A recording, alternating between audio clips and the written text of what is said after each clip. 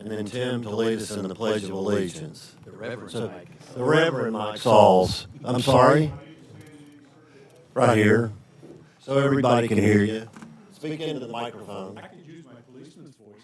Okay, that'd be fine by me. Let us pray. Good and gracious God, we come before you as always with thankful hearts. We're thankful for creation, we're thankful for this day, and we are especially thankful for the community in which we live, and we're thankful for those who serve our community on the city council. We ask for patience, understanding, we ask for guidance and wisdom for those coming before the board and those on the board as we go about doing the city's business. It is our hope and our prayer that all our decisions are in the best interest and the correct thing to do for the community in which we serve and in which we live. We ask all of this through Jesus Christ, our Lord and our Savior. Amen. Amen. Place the flag.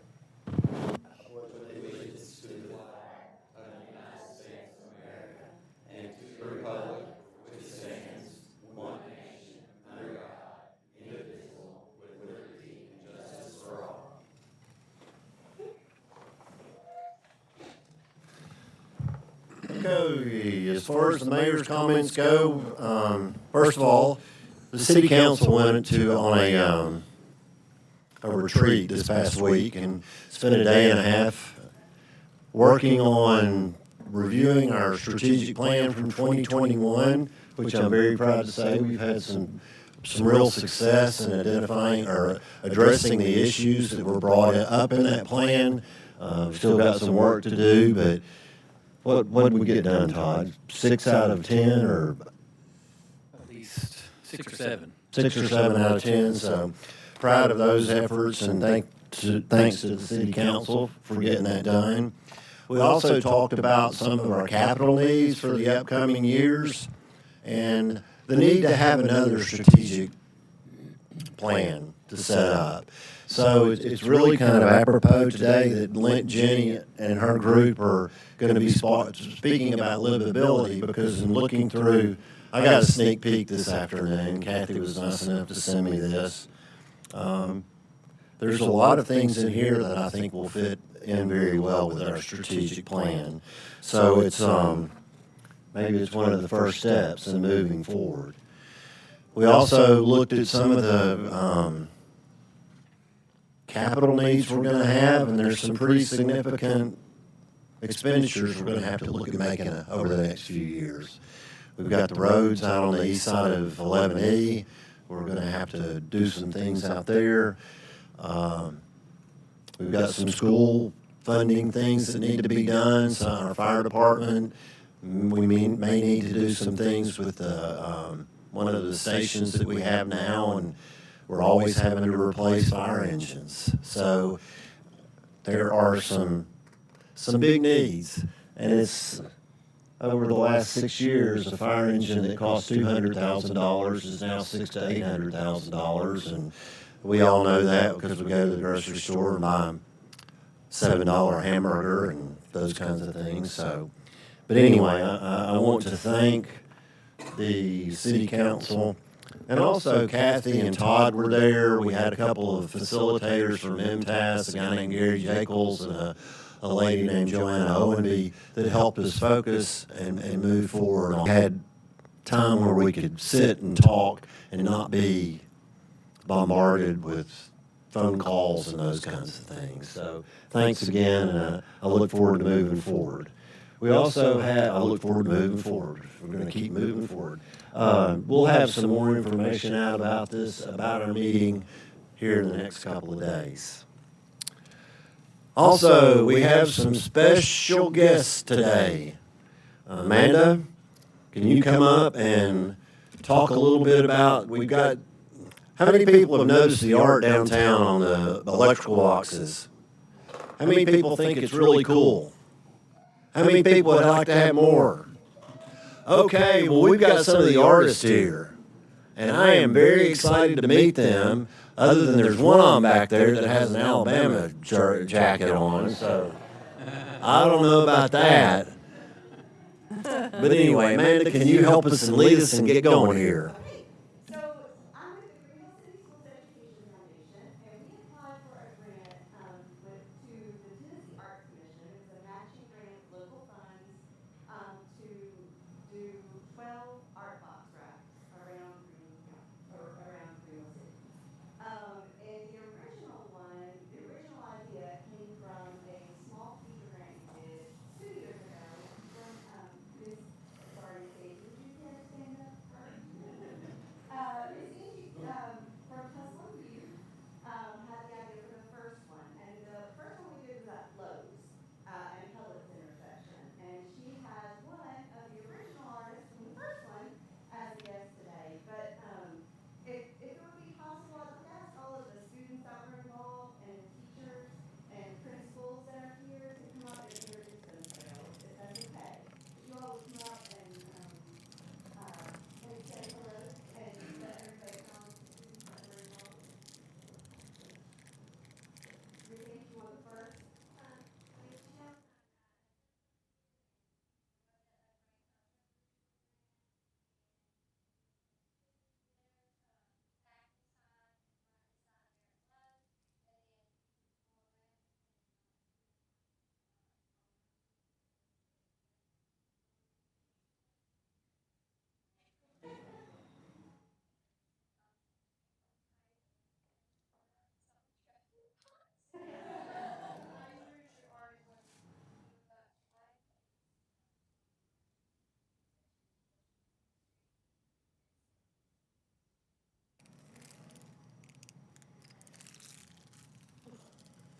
Hi, my name's Chloe.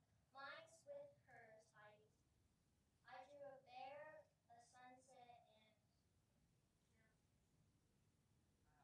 Isaac, I drew the first one at the Lowe's intersection. I drew General Morgan and the bank. I'm Kelly Ford, I'm from Eastview, and I drew nothing.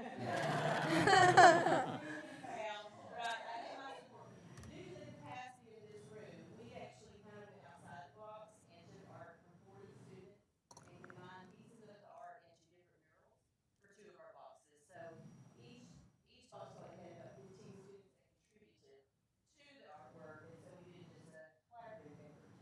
We don't call rules very well. No. Which is a good thing.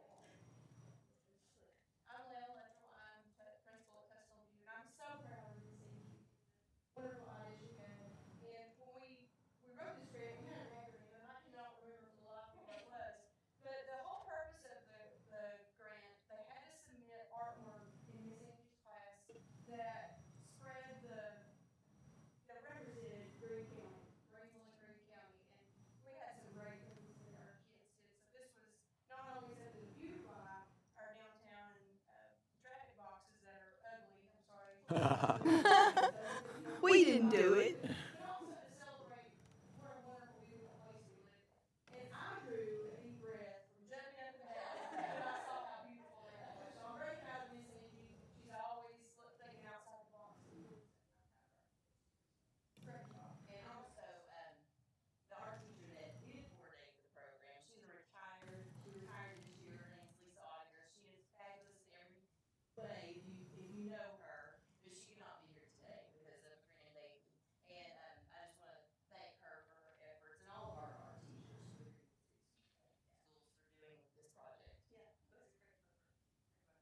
And hopefully, if the city will let us, we'll do another round of them next year. I think that we can probably talk this out, can't you, Tom? Yes, we can. How about giving these folks a big hand?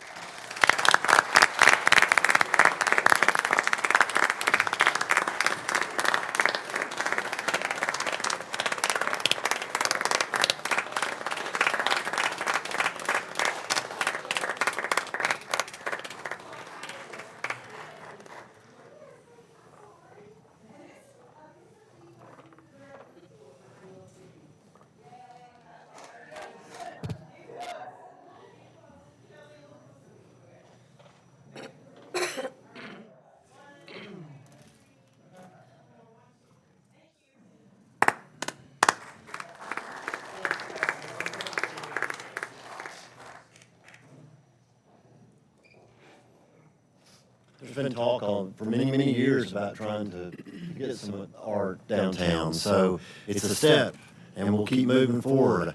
Think there might be any kind of livability stuff about art? We certainly can add it. Okay. Also, is there anybody here from the leadership classes? Nicole, can you stand up and tell us who you are? And you're in the high school leadership? Okay.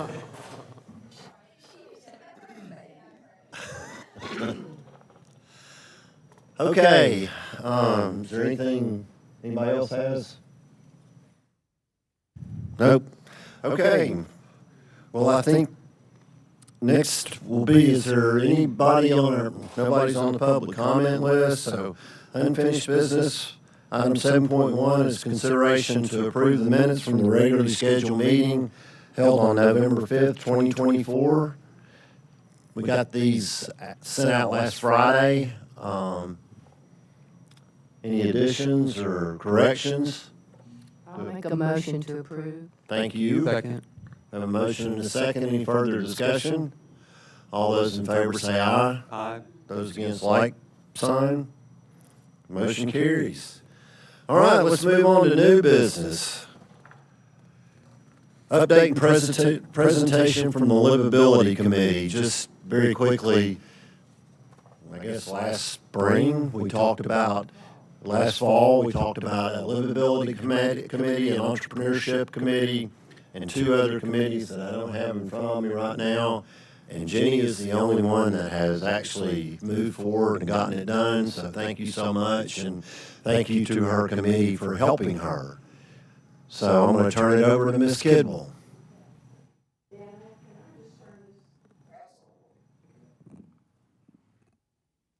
Well, thank you all. The hardest thing about this will be me and technology.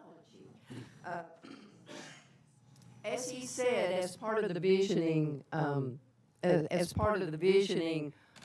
activity that we did in November of 2023, a result of that was 5 committees were appointed, and one of those was livability.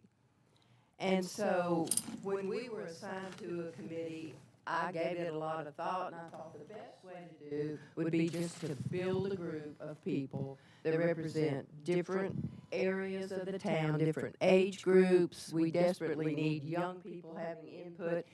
And so, well, look what I did, though.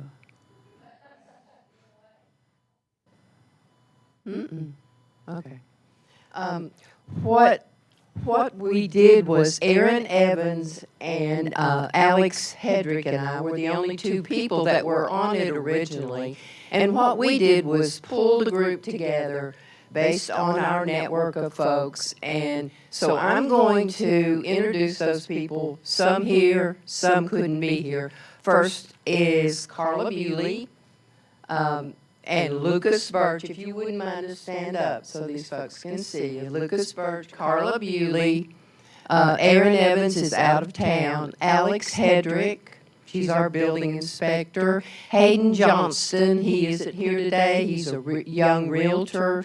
I was on it, Dr. Vicki Kirk with the Nice Longer Foundation, and you all know her background. Kathy Knight. You may remain seated. Kathy Knight, her great background, the Reverend Mike Sauls, Mark Stevens from the Development District, and Dr. Twing. And I learned how to pronounce his name during this process. What we did was we identified 6 areas and tried to stay out of the other areas. We didn't get into transportation and that kind of thing. And those were communication, housing, community services, tourist development, education, and health and safety. From the prism of livability, what does that contribute to the community? Dr. Kirk was kind enough to put together what I call a SWOT analysis, but it was a little bit different. It was more adapted on the positive side. We talked about strengths, threats, aspirations, and opportunities.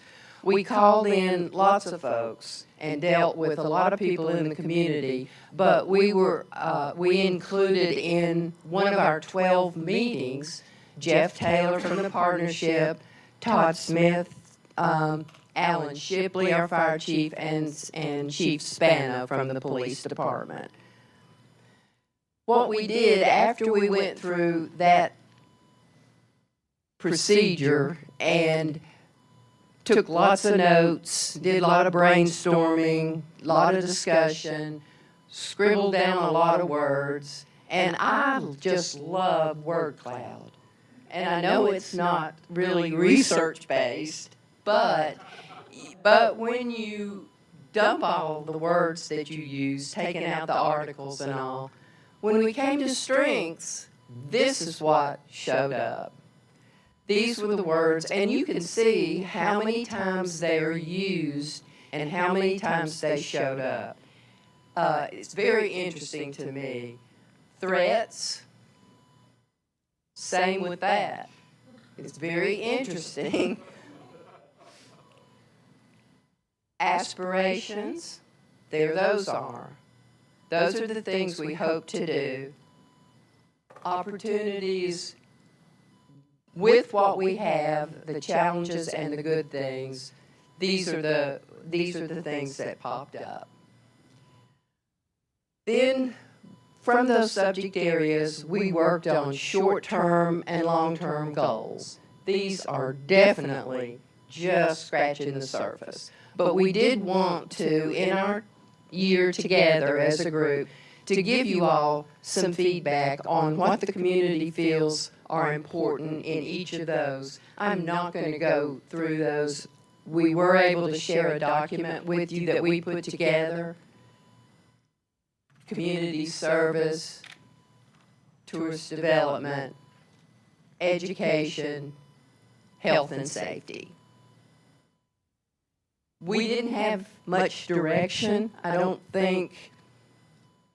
I think that we just got together as a group and decided what we would do through discussion, through bringing our interests together and sharing the way that we felt we could contribute to try to help you with not just your comprehensive plan, but also other decisions that you make in livability, in what makes Greenville the good place it is to live, and what are some of the things that we need to do.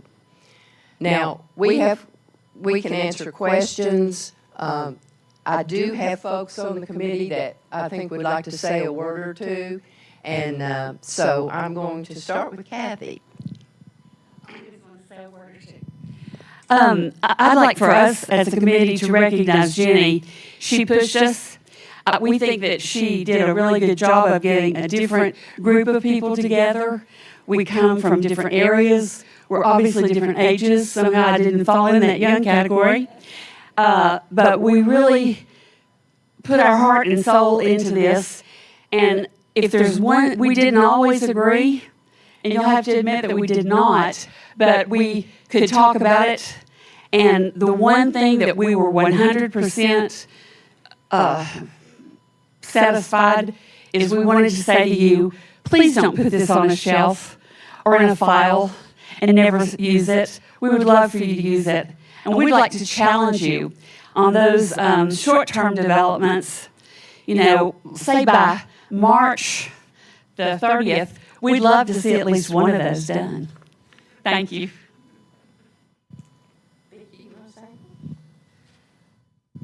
I'll echo what Kathy had to say, and I'd also like to say that I was just impressed by the commitment of the members of this committee. It was very heartening to me. As Kathy said, we didn't always agree, but we came to an understanding. And it was a great experience. I think everybody on the committee would agree that they enjoyed the meetings, that they looked forward to them, that there was great conversation and a lot of learning. And we feel like it was a strong way to get our voice heard about the great place that we live.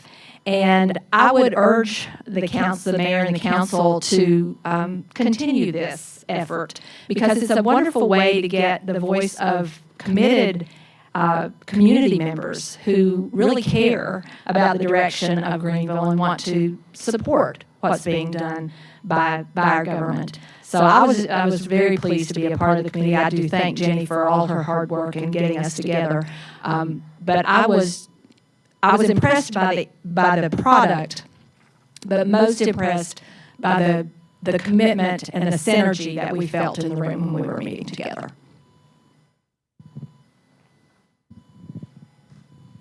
He's already had his turn. Do you really want to give a microphone to a preacher? No, we don't. Take it away from him. I'll keep it short. We live in a great community, and it can be even greater if we all work together.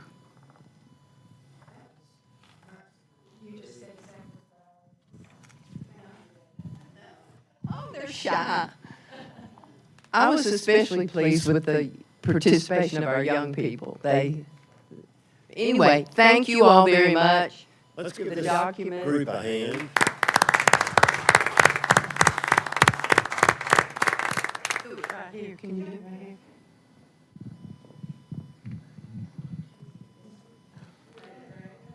Yeah, we're gonna do a picture. And we're getting around Kathy, so.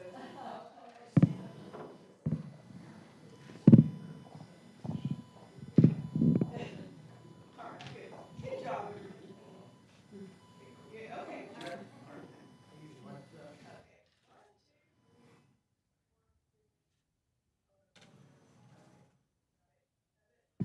Thank you.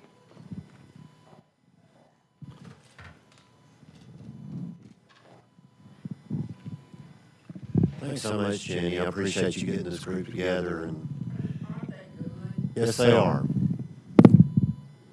And I think it does show that there's a commitment to making our community better. And Jenny, I would just like to say, though it may not be research-based, it is evidence-based, and there's a lot of value in that. And I appreciate the committee for stepping up to the plate and taking on this endeavor. It's hard to do the work. It's hard to come together and do the work. It's easy to be put on a committee. It's easy to say we're going to do this, and then we all get busy with life circumstances, and then, holy cow, 6 months has ran by. And I will say personally, I have the opportunity to know two of the committee members pretty well. One was my farmer's market neighbor, and the other one is my actual neighbor. And they were always so inspiring to share the work that they were getting into with this committee. And I don't know, it's inspiring to me to know that we have people that truly care enough to not just complain, share ideas out in informal settings, but to actually put something on paper that we can follow and take into consideration. And Ms. Knott, I like your spunk, and I will try my best, to champion some of this effort, because I agree with you, we don't want it just to sit on a shelf. It needs to be implemented because it's coming from our community. So thank you all so much. Christina pushed me. Well, I know, but that was 18 months ago, and I think it's probably time to have another one. Thank you. Okay.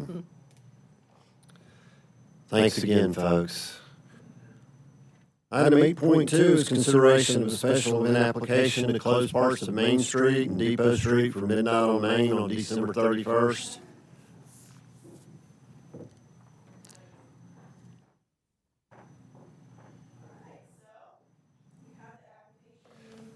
Can you turn that other one? Yes, please, thank you. I think you'll need to get it down closer to you. Like that? Is that better? You probably, can you hear her speaking out there? Doesn't sound like it's working. Is it working?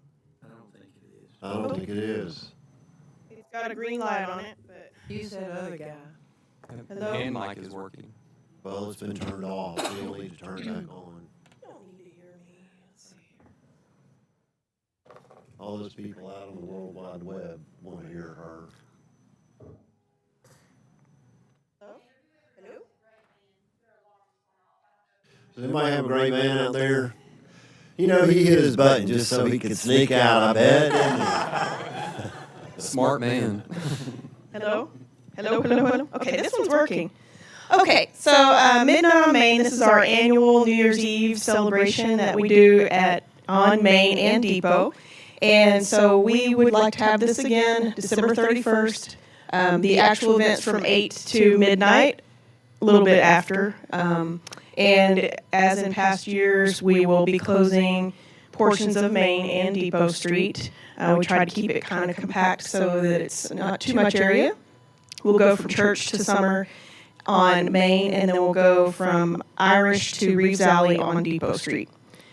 And we will have DJ music. We're going to have sort of a winter carnival theme. That is, if you approve it today.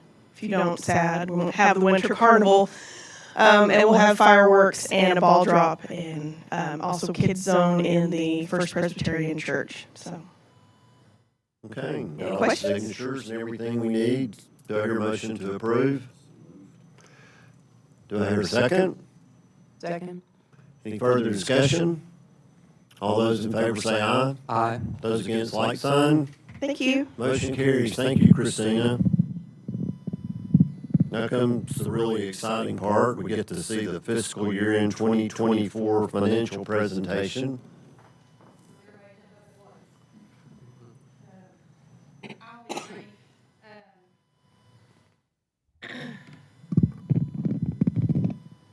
Especially on the audit part. Our auditors left the last week of October. And so I try to do a recap. They'll be back in the spring once we get our audit complete and talk to you a little bit about some of the technical stuff, but kind of on a more basic, user-friendly level. And normally what I do is I'll give this to Christina to put on our website for a period of time just so it's available to everybody. But the first thing we're going to talk about is revenue. So on page 15 in your packet, where the money comes from.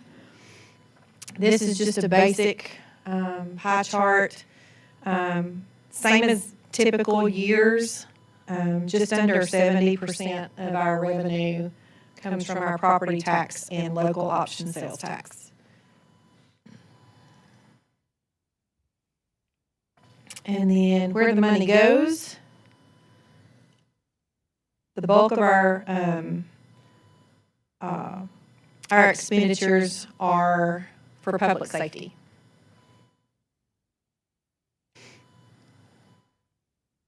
Second's the schools, and then third overall is our capital equipment projects.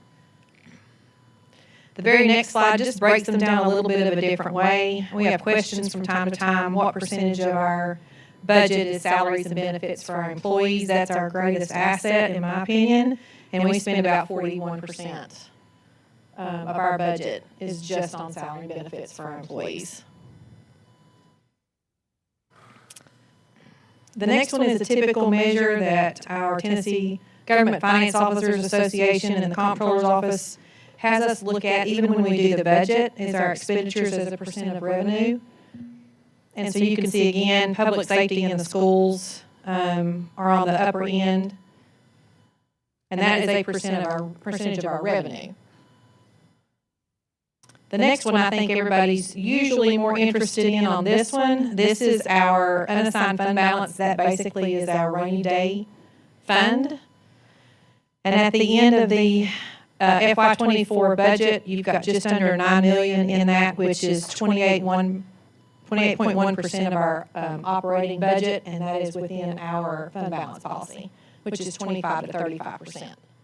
So we're comfortable in there at the end of the year. The last chart that I've got for you is our fund balance drawdown. For 2024, it's just under $700,000. That's cash. So when you get the audit, you're going to look at it and see $2.1 million. The real number is $700,000. The other 1.5 was bond proceeds that we had in our fund balance that paid for where we are to date on Depot Street.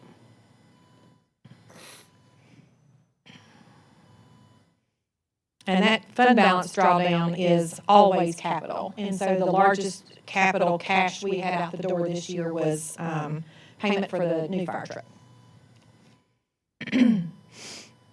we have year number 5 with no audit findings, and we had a really good visit with our auditors this year.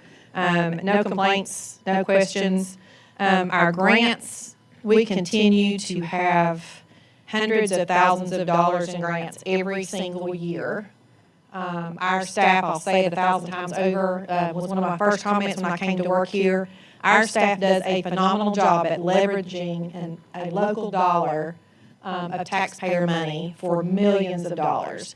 And we have to have a separate federal audit when annually we have $750,000 or more in grant funds received. And we have that every single year.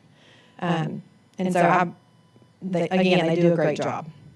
And then on the activity box, you kind of see some of our big purchases for the year, some of the big things that we accomplished during our audit year. There were no internal control findings or anything like that for our funds, so auditors were really satisfied with where we were on our fund balance as well as on our financial activity. Does anybody have any questions on anything related to the audit? Comment, 5 years with no findings, that doesn't happen by accident. It's a, it doesn't happen a lot of times at all, so it's pretty impressive that you've done what you've done. So you and your team are awesome. Thank you. I have a great group of ladies, thank you. They work really hard to, and the department, I mean, I say that again, our department heads are very, when it comes to the finances, we're not siloed. They work very well with us and try to help us, and we try to help them make sure that we keep that status every single year.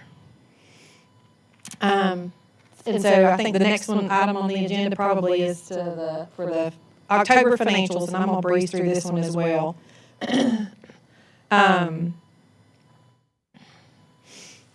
In October, our expenditures exceeded our revenues by $370,000.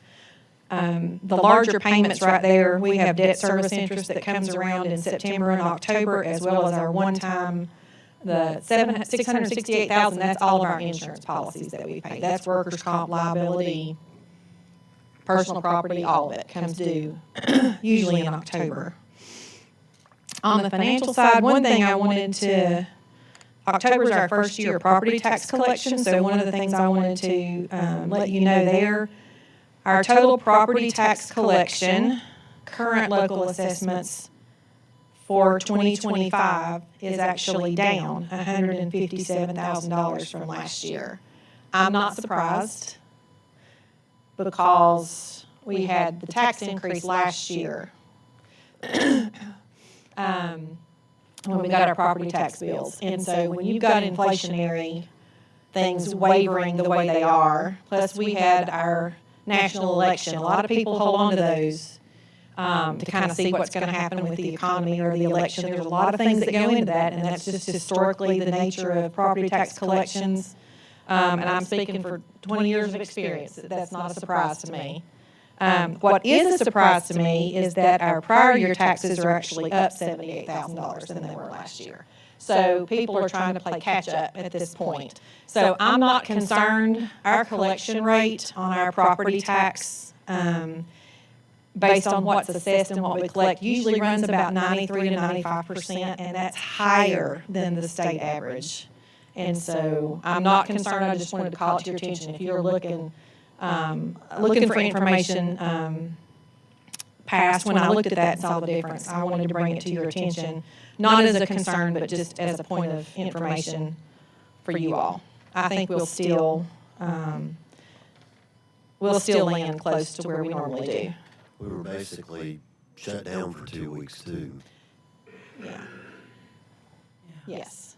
And the disaster didn't help any of that on the county. It didn't affect city taxpayers, but anything that happens in the county, city residents or county residents as well, there's a lot of things that go into that, but there was some fear about that and some delays, and we were out of business for a couple weeks on that.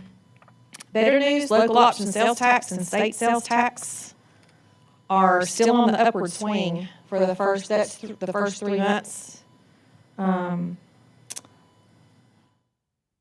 compared to the last 3 years. We're still higher on local and state sales tax, so we're still trending upward. It's not as great as we have been in the past, but we're still a little bit of an upward trend on the local sales tax. So our economy here seems to be faring pretty well, all things considered. And then, of course, when you have inflationary measures, the liquor tax and the beer taxes, they're all over the board, but they kind of start trending down. Well, we also talked the grocery sales tax holiday should come in did you That say should- November? That should come in November. Actually, I got those yesterday, so I haven't looked at them to make sure, but it'll come in, that usually lags a couple of months after they stop in that grocery, where tax relief ended in October. So that So it'll should take November, December, we'll get some of that. But the state keeps us, there's hold harmless at the state level for that, for the local government, so. Okay. Any questions on the financials or anything at all? Got just a couple. Sure. On the capital projects, Uh-huh. Eastview Rec Wall. What did we spend on it, the 20,000, almost 21,000? I have not talked to Butch on that one. I know, we've had trouble getting anybody to even look at that and evaluate that. So I'm not sure if they've got a temporary fix on that, if they've done some work to kind of hold off or in and around there. I'm not sure. I can look at it and get you an answer. And what, the CDBG on the sidewalk, what did we spend on it? On CDB on the sidewalks, we actually have not, probably, I think we spent 20 or 30,000 so far. 22. Yeah, they're just getting started on that one. We had a change in scope on that one. And so JMT's just started billing us for adjusting some of the changes on that one. We selected them already? Yeah. Didn't design it? They were selected, what, year or more ago? Yeah, it's been more than a year. Now then. I thought that was part of the TDOT project. That's two different This things. is in-house design for TDOT, for Main Street. Main Street, yes. So we had a timeline for Main Street. I don't know how that's gonna hold up. It hasn't held up. The last we met with them a few months ago, and the last we heard on that one was they were supposed to start paving the 2 blocks from Church Street to Summer Street. Am I right? Church Street to Summer Street, those 2 blocks in the spring of '25, and then we do the sidewalks are done in conjunction or right after that. We have a grant for that, most of that portion. I don't know if that timeline is still. The hands are sort of bound on the sidewalks because it's an in-house TDOT job. Right. So they have to turn that loose before they pave. And there's, Because it's curb and sidewalk and everything. right. And there's another facet, the Water Commission is doing some line work Yes. on Main Street that will have to occur before the paving occurs, which has to occur in conjunction with the sidewalk. So there's a few dominoes that drive this project. Get a few calls about Main Street. Yes. And I know what's holding it up, but I'm not sure why. TDOT has put a timeline out there of middle of summer of next year of Yes. getting West Main Street paved. Okay. And that What about takes- sidewalks before they pave? I think they're gonna pay from, whatever that road is that they're starting on, down to McKee, is that right? Right. And wait on that part in town until the sidewalks are done. So I think that we're gonna get from Virginia Avenue, I think, to McKee Street, and then Church Street to Tusculum Boulevard paved. And then once we get the sidewalks done, The sidewalks are supposed to go from Tusculum Boulevard down to McKee. But- I know it's not going to Yeah. now because of inflation.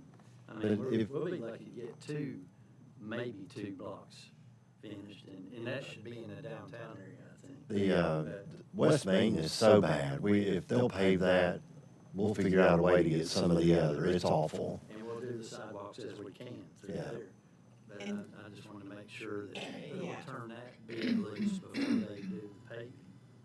That would be terrible, 'cause especially if the water commission's going to still replace lines. Yeah. Yeah, we met with, But I just saw where we spent money on it, that's why I was asking. so, yeah, on the CDBG project, not the multimodal, that's two different grants.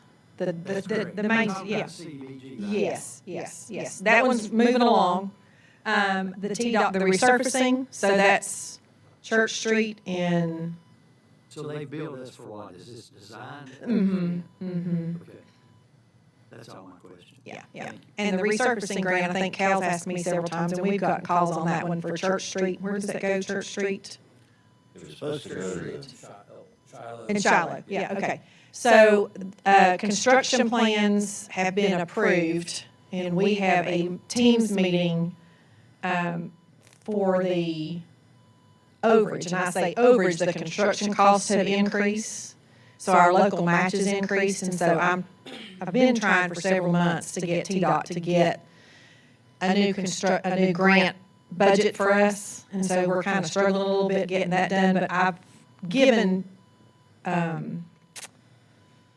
CDM Smith, Jeff Mize, I've given them the go-ahead to go with the construction plans and get that going. Don't wait on the funding. We've got funding up to a certain point, so they're getting ready to move on that one. So we're gonna have to come back to this board to get Well- approval for the new budget, which will be a new match. That will have to contribute to this. Yes. Anything else? And one more quick thing. Sure. In the budget at 25, the projected cost, that's carried over from last, for 24 FY, right? Yeah, we just rebudgeted it for this year. What's back in this budget? What we had, that we moved to town hall. That's where we moved that.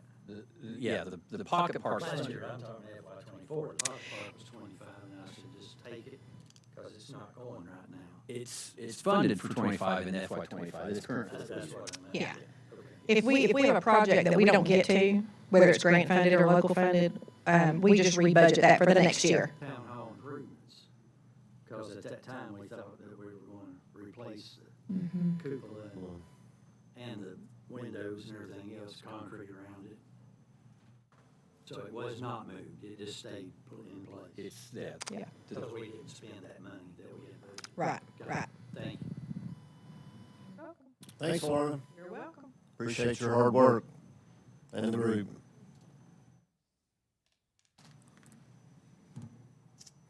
Okay, next is item. Should I get William? Where are you going?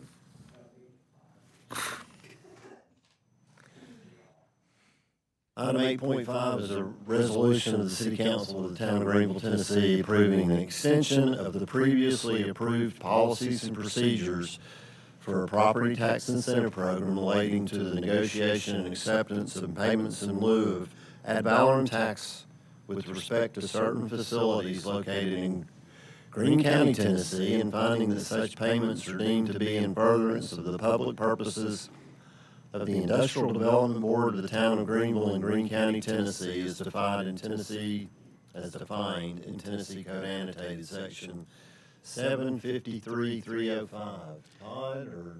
Mayor, you passed the reading test. Okay. You have officially passed it, if you can read that.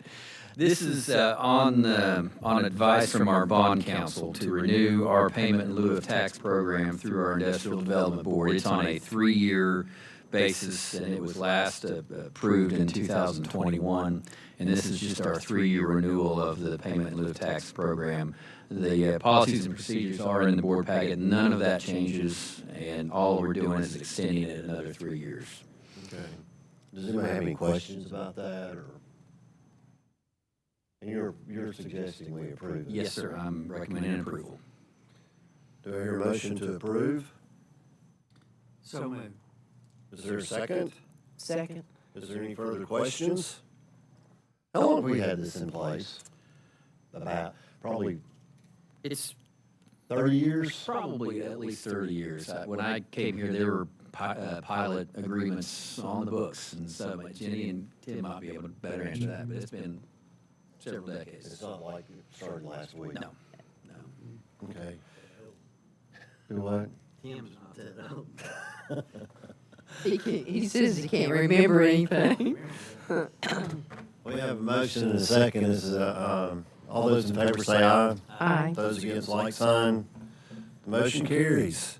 Item 8.6 is consideration of First Amendment to the Administrative Services Agreement between the Blue Cross of Tennessee and the Town of Greenville. Mayor, this is our annual renewal for our health insurance agreement with Blue Cross Blue Shield. I put a memo in the packet that outlines the actual fees that increase.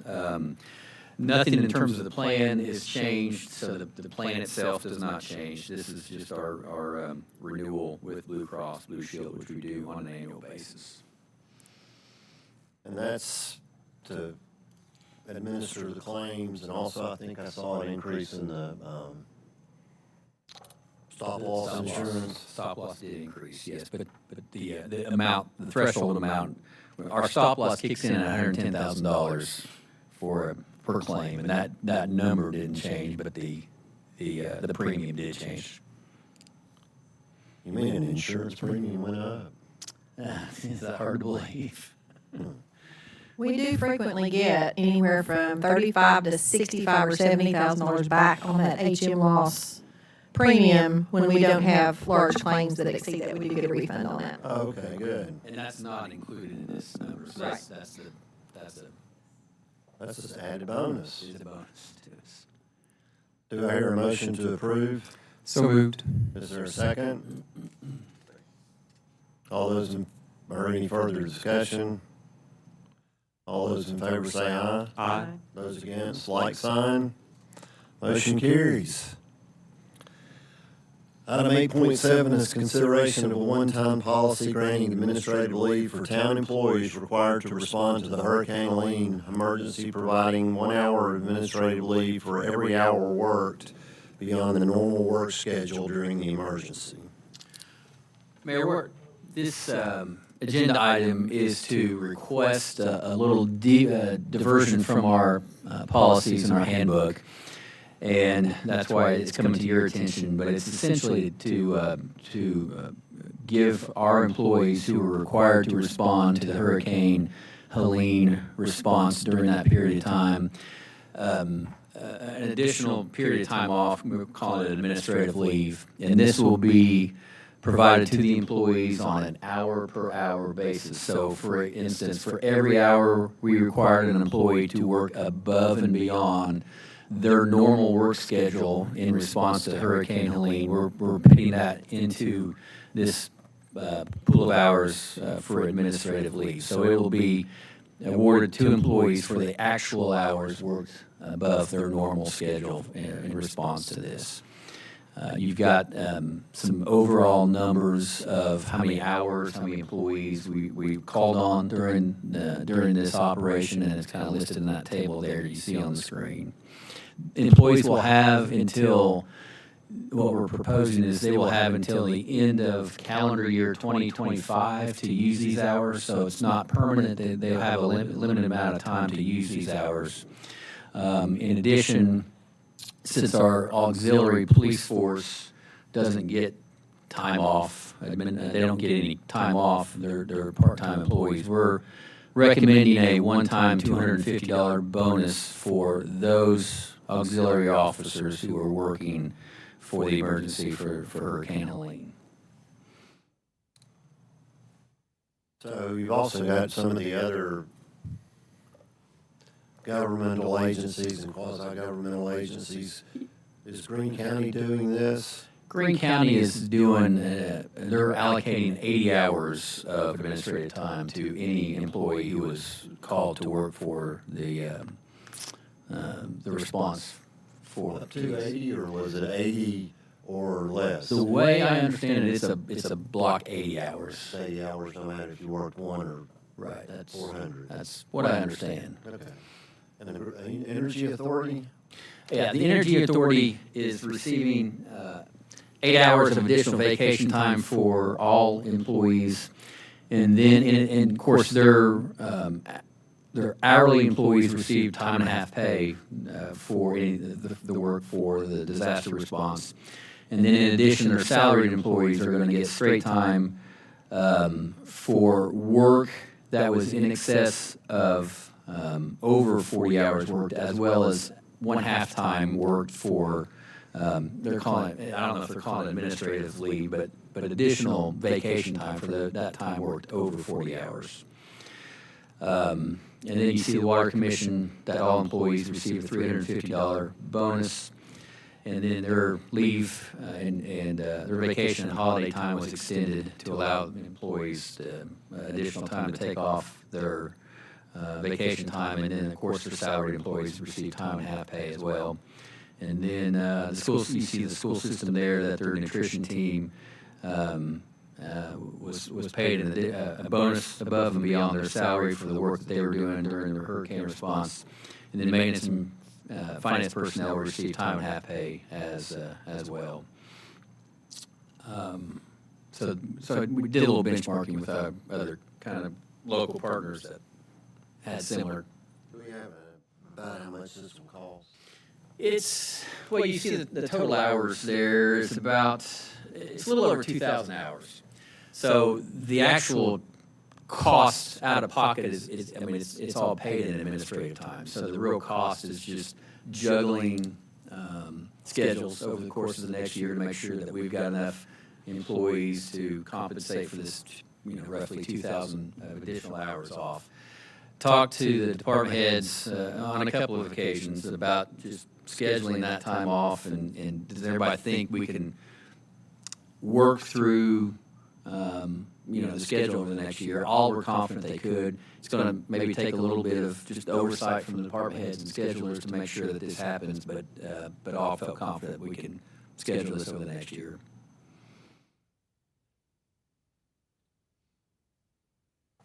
I'll make a motion to approve. We have a motion. Is there a second? Is there any further discussion? I would like to say something before we Absolutely. approve this. Of course, think a policeman, think a fireman, think a water worker, think a GEA worker. I mean, it's unbelievable what they did during that flood. Unbelievable. Airport even stepped up. Thank you for taking that hangar and making it available. Glen Hills, Greenwater, Old Knox, Chucky, Crossing, or North Green. I mean, they spent hours and hours and hours getting our water back on. It didn't seem like it to us without a shower. But I mean, it was very, very quickly completed for what we had. Nothing to get water. So thank them when you see them out. This is a small token, but they need to be thanked when you see them out. Please do it. Thank you. Thank you, Tim. That's very apropos. I'd like to add one to the list, 911. 911, I'm sorry. They, and Bobby can tell you because he was at the meeting, what was the total number of calls they fielded? 4,000 in 2-day time. It was incredible. Yep, it was an astounding number. So same goes for them. Without them, it wouldn't have worked. Right. EMA, we forgot Heather and her crew. We can't forget Heather, because I'm not sure Heather left for the first 5 minutes. I don't think she went home, did she? No, it was really, no. I mean, everybody. Yeah, It was, I hate to name that because I knew I'd leave them out, but thank you. Yes, sir. Team. Appreciate it. hey, we have a motion and a second. All those in favor say aye. Aye. All just against, like sign. Motion carries. Thanks, everyone. Item 8.8 is consideration of a special event sign request for the annual Nativity Festival held at 1109 Sun Valley Drive on December 6th through the 8th, 2024. Wait, no, never mind, nothing. No, I reviewed the application. It does qualify for the allowance to put out off-premise signage for the church congregation's annual nativity scene. Review the locations, and I have worked with them in the past, and do not anticipate any problems, so I'll recommend approval to the council. Okay, do I hear a motion to approve? Second? Second. Any further discussion? All those in favor say aye. Aye. Those against, like sign. Motion carries. Before we adjourn, Christy or Kathy, whoever wants to come up, can you please do that? We're going to have a little reception this afternoon for our I can't think of all the different, Citizens Academy. the Citizens Academy. Citizens Academy, yes. So we have a few more of them coming in now. They needed to have this at 5 because most of them have working jobs through the day. So really proud of this group. So I don't know if you want to adjourn and then we can talk about it. Well, I'd kind of like to have everybody that, before they run out. Yeah, so let's do it now if that's okay. Is that all right? Yeah. Okay. Yes. I think we're 5 minutes till 5. I think we're okay. Yes. I think we've got. Yes. While Christina is waiting for everyone to come, I would like to remind everyone about Christmas in Downtown event that we'll be celebrating on December the 6th. So, we'll have a mayor and all of the city council meeting before that, but I just wanted to let everybody know.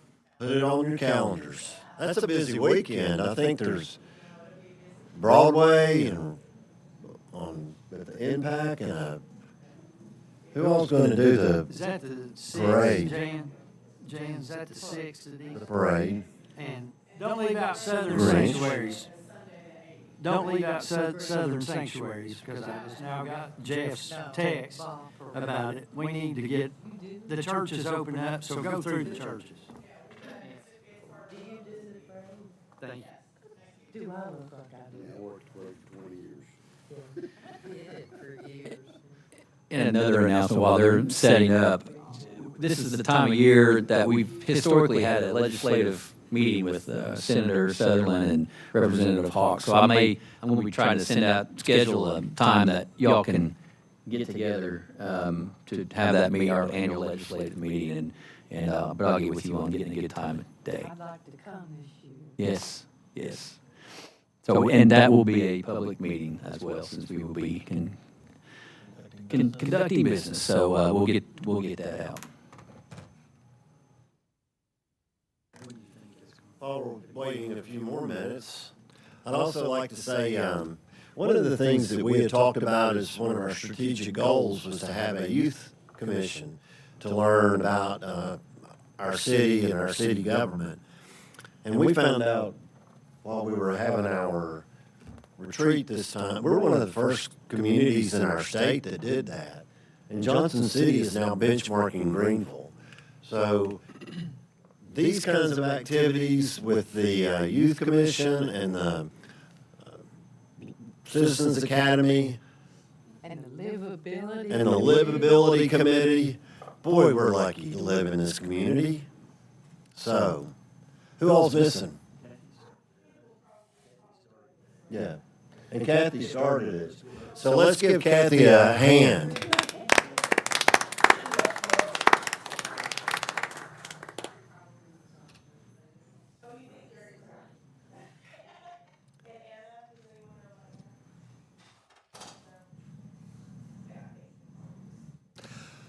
I would also like to thank Becky Belcher for being the scribe and photographer for this group this year. She did a better job of explaining than I think. Did you see her Facebook posts? It was incredible. She would have a dialogue of what they did and who they talked to and what they got to wear, and it was pretty cool. Wasn't it? You saw it, didn't you? Yeah, were you going to say better than I did? No. I would never say that.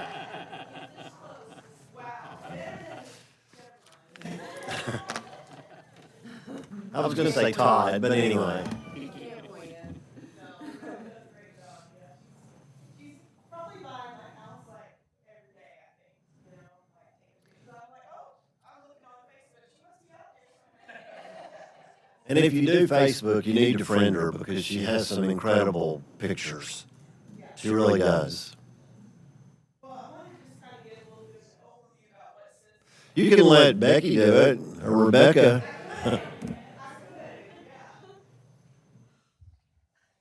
I'm sorry. I'm. Be quiet.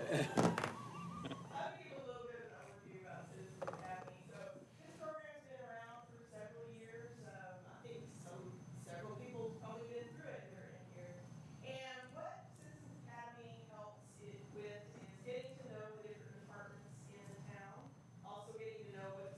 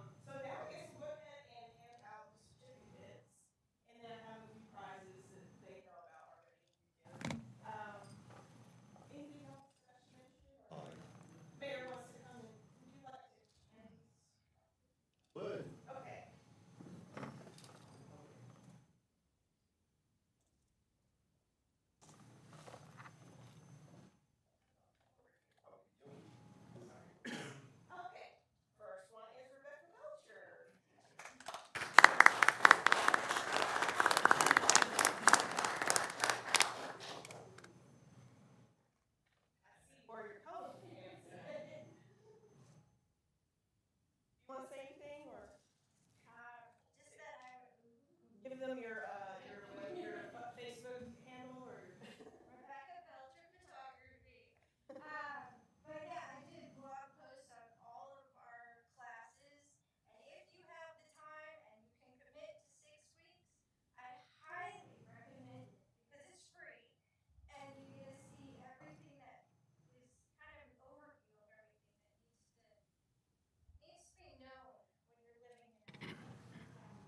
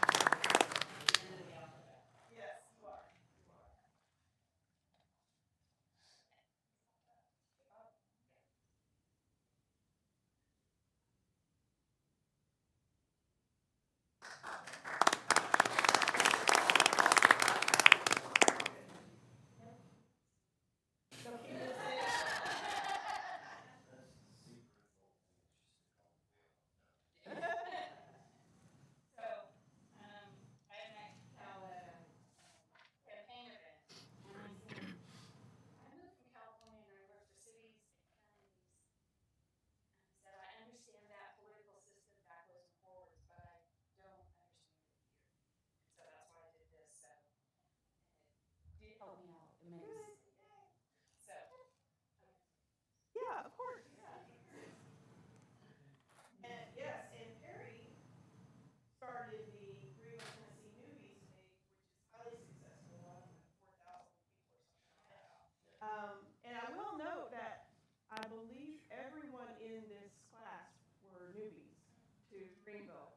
Yeah, which is very interesting, and I think it shows that this class could be very good for people who are just moving here. We have people that live in the county in this class, so they're not even part of the city services, but they wanted to learn about it. And then Kenneth learned that they could, was it you that added on the fire contract? Correct. Yeah, so you actually learned about a service that you could get because you were very close to the city, so. And also the air medvac system. Oh, Here, good. we signed up for that as well, which was awesome. Great, yeah. Very cost effective. Yes, it is, yes. Great.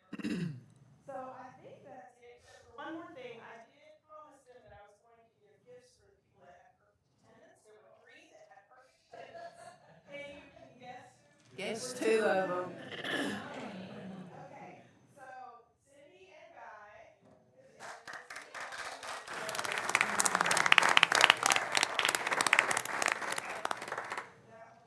You can switch, if you want to, but swap it out. Yeah, you swap it out. But these are some items from your county partnership, and so they were great and helped me put together for you all. And Rebecca Belcher was the third one.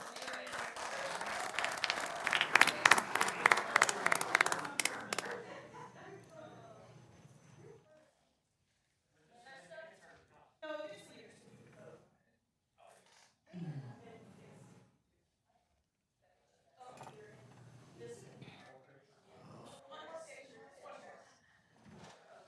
It'll be wide.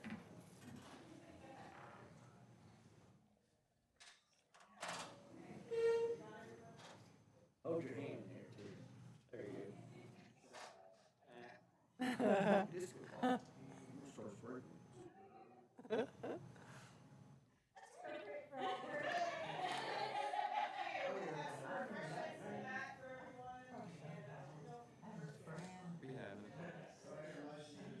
Moved.